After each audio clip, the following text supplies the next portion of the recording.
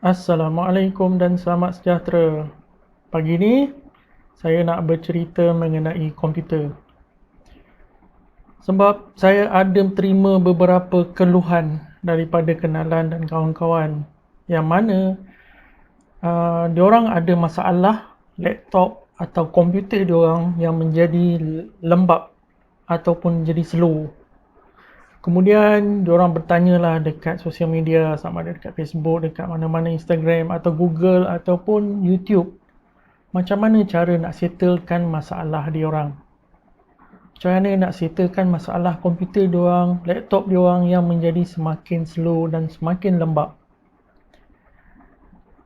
Tanpa sebarang diagnose, tanpa sebarang orang kata check, tak sentuh pun laptop dan komputer diorang, terus diorang akan bagi tahu, bang, nak lajukan komputer senang je.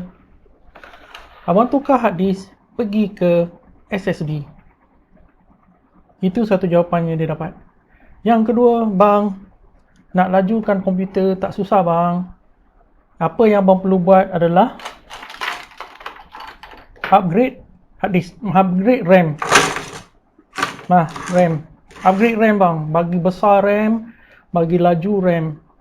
Besarkan RAM tu maksudnya tambah dia punya gigabyte punya size lah. Dan bagi laju RAM, tambah dia punya megahertz punya speed. Okay. Dapat dua jawapan ni tanpa membuat sebarang diagnose kepada komputer dan laptop diorang. Jadi dengan lurus bendolnya, diorang pun pergilah, keluarlah dalam 200-300 ringgit, belilah SSD. Pasanglah dekat komputer diorang. Masalah tak settle. Masih lagi lembab. Ya, dah tukar SSD, tapi masih lagi lembab. Kemudian tunggu hujung bulan dapat gaji, keluar lagi duit, pergi beli RAM. Okey. Laptop ada 2 slot. Okey, asal laptop tu dah ada 1 slot. Maksudnya hanya perlu tambah 1 slot. Tapi sebab nak upgrade speed, kena beli 2 keping RAM. Tambah lagi dalam RM200, RM300 beli RAM. Dah tu, bila on dan guna komputer, masih lagi lembab. Nampak? Dah banyak buang duit. Masalah tak settle. Jadi, dengan menggantikan hard disk HDD menggunakan SSD, komputer tu masih lagi lembab. Dengan menggantikan RAM yang saiz lebih besar dan speed lagi laju, komputer masih lagi lembab. Lepas tu, datang mengadu. Aku dah banyak habis duit kat laptop. Nak suruh laptop ni laju, nak suruh komputer ni laju sebab lembab sangat. Tapi tak jadi apa, sama juga. Ni sesi kali ni adalah sesi nak sekolahkan orang-orang yang macam ni. Okay, nak tegur. Sebenarnya dalam hati ni rasa panas pun ada sebab tak pasal-pasal kawan tu dah habis RM500 dan komputer dia masih lagi lembab. Okay, faham? Ni sesi nak sekolah, nak sekolahkan korang semua. Minta maaf, memang ramai pakar kat luar sana. Pakar kat luar sana memang ramai. Tapi kali ni aku nak sekolahkan yang mana yang menunjuk pandai. Jangan korang bagi ubat tanpa korang tahu apa penyakit dia. Tolong. Betul. Jadi kat korang, jadi kat komputer korang sebab hard disk korang rosak. Jadi bila korang tukar SSD, komputer korang jadi laju. Yes, kat komputer korang. Belum tentu kat komputer orang lain adalah penyakit yang sama. Ya, betul. Kat komputer korang disebabkan oleh RAM, memori RAM yang tak cukup. Jadi apabila korang upgrade RAM, komputer korang jadi laju. Tak semestinya sama dengan orang lain punya penyakit. Tolong diagnose dulu sebelum bagi jawapan. Tanya dulu apa simptom, apa masalah. Bukan dengan selamba badak je. Oh bang, tukar SSD. Oh bang, tukar RAM. Macam tu je. Bagi orang yang lurus bendol, kesian. Buang duit. Dah RM500, RM600 buang. Masalah tak settle. Okey, hari ni aku nak sekolah dengan korang dan aku nak ajar korang macam mana korang nak diagnose kenapa komputer korang jadi lembab, jadi slow. Kadang-kadang bukan rosak hard disk, bukan rosak RAM. Benda yang simple je rosak dia. Okay, jom. Aku terangkan kat orang dulu melalui skala. Okay, melalui skala. Kita tengok dulu skala ni. Ada satu skala.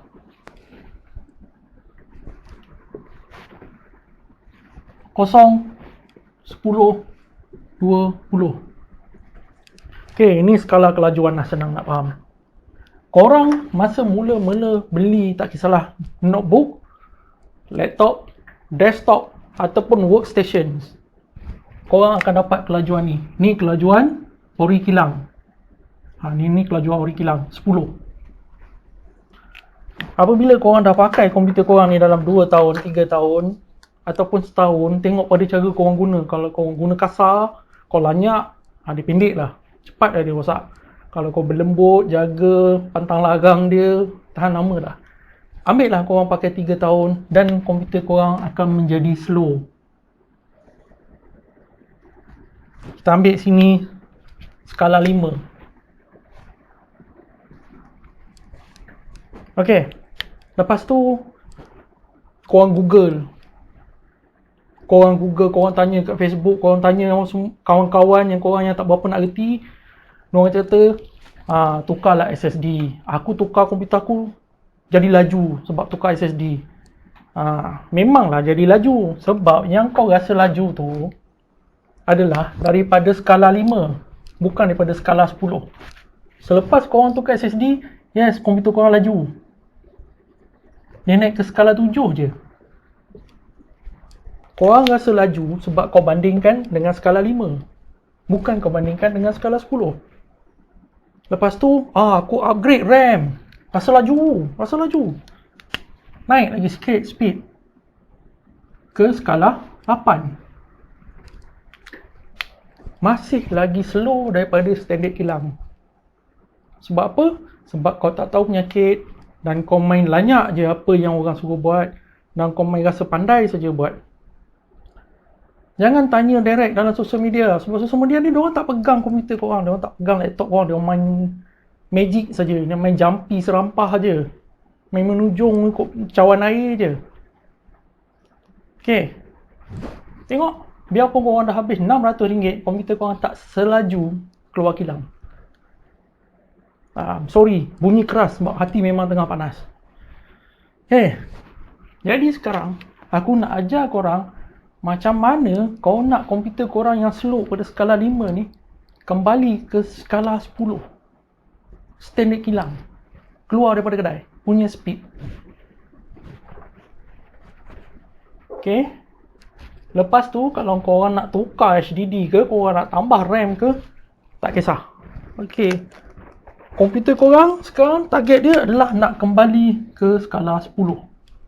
Kelajuan keluar kedai. Baru. Lepas tu kalau korang nak upgrade SSD, kalau upgrade lah.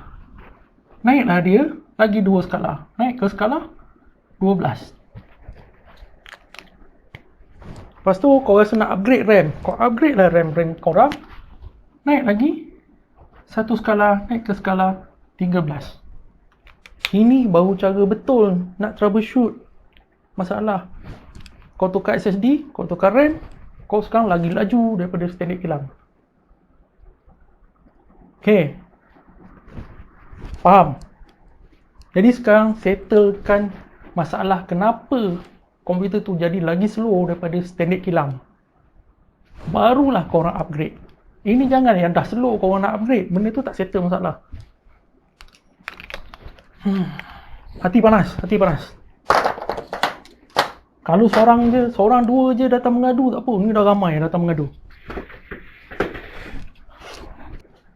Alright, dia ada 3 sebab. 3 sebab kenapa komputer korang jadi lembab, jadi slow. Okay, aku terangkan satu-satu dan akan aku tunjukkan dekat komputer macam mana korang nak check dan apa software yang korang kena ada untuk check. Okay, sebab yang pertama ni, yang ni banyak jadi. Sebab yang pertama ni, korang upgrade lah SSD, korang upgrade lah RAM korang macam orang gila, maksimum sekali pun, dia tak akan jadi laju. Dia still lagi lembab. Yang ni yang banyak buang duit ni. Yang ni banyak buang duit. Jadi tak guna. Dua barang ni tak guna. Dia tetap lembab. Sebab punca komputer, laptop, notebook, desktop, workstation korang jadi lembab disebabkan oleh benda ni.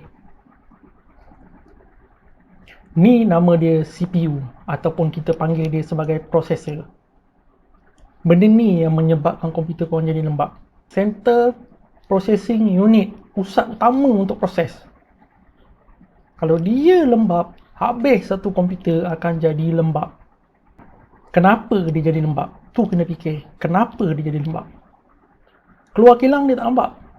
Kalau dia rosak, dia akan blue screen terus atau dia tak boleh buka window, tak boleh buat apa. Dia akan rosak. Itu maksud dia rosak. Tapi kalau dia lembab, dia tak rosak. Tapi dia ada masalah dengan benda lah ni. Ni.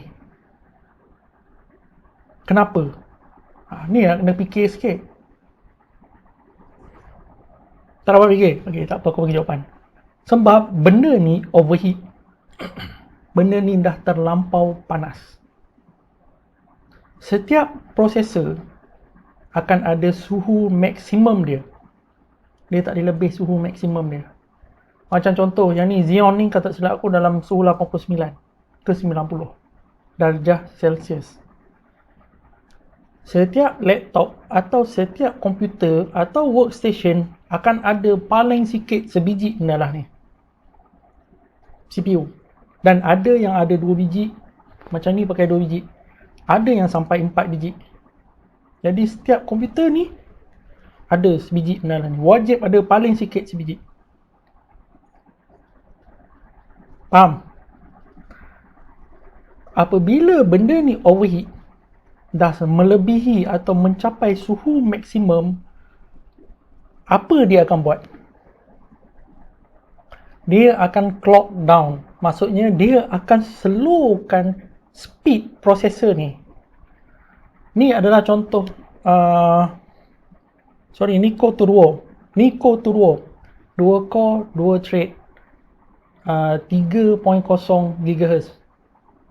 Suhu maksimum dia kalau tak silap 89 atau 90. Apabila suhu prosesor ni cecah suhu 89-90, prosesor ni akan clock down. Akan slowkan speed dia daripada 3.0 ke bawah. Dia akan slowkan. Mula-mula dia slowkan sikit. Contoh dia turunkanlah dulu pada 2.5. Tapi suhu tak jatuh. Suhu masih lagi tinggi. Dia akan slowkan lagi 2.0. Suhu tinggi lagi. Dia akan slowkan 1.5. Dia akan slowkan sehingga suhu dia turun bawah daripada suhu maksimum. Faham?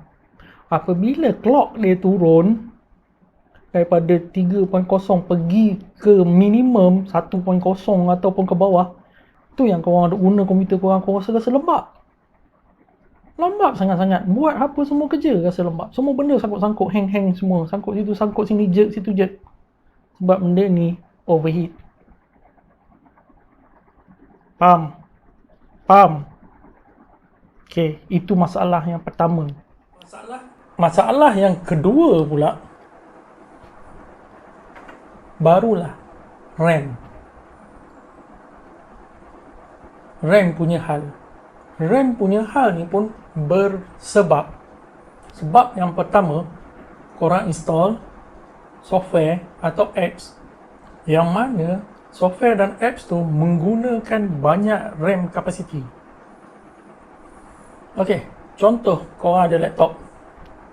Laptop korang 4GB RAM.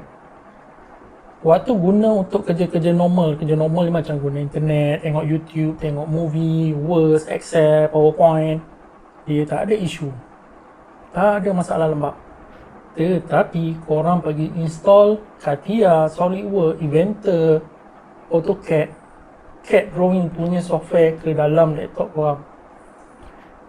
Yang mana CAD drawing punya software ni dia menggunakan banyak RAM capacity. Ataupun korang install software video editor macam yang saya guna, video editor Filmora X. Dia pun banyak menggunakan RAM capacity. Apabila korang buka software tu, CAD drawing atau video editor, korang tengah guna, korang rasa software tu jadi lembab.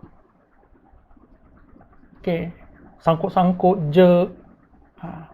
Itu ada possibility disebabkan oleh RAM korang yang dah nak sampai tahap maksimum. 4GB, Windows saja dah pakai 1.3GB, software tu lagi pakai 2GB, maksud dia dah 3GB lebih, dah nak sampai 4GB. Komputer korang memang akan hang sikit-sikit, jam ataupun kita panggil lag. Itu sebab yang pertama. Sebab yang kedua, korang tak ada install sebarang apps ataupun software yang berat menggunakan banyak RAM capacity, tapi komputer korang jadi juga lambat. Dia boleh berpunca juga daripada RAM. Sebab dia ada apps yang korang tak install, software yang korang tak install, sedang menggunakan RAM kapasiti korang.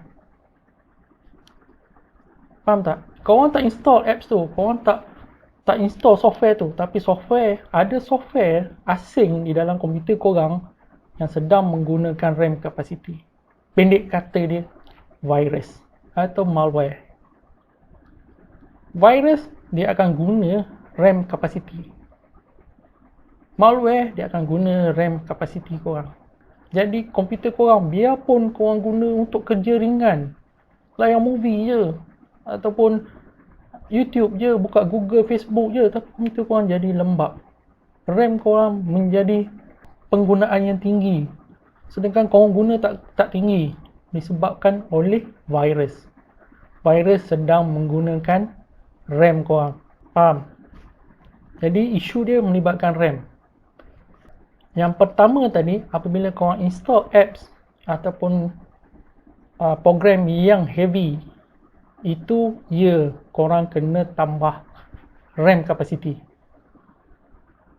Betul, itu korang kena tambah RAM capacity. Tapi masalah yang kedua tadi, virus, malware ni tadi, korang tambahlah RAM capacity banyak-banyak, diorang akan curi lagi, diorang akan guna lagi RAM korang.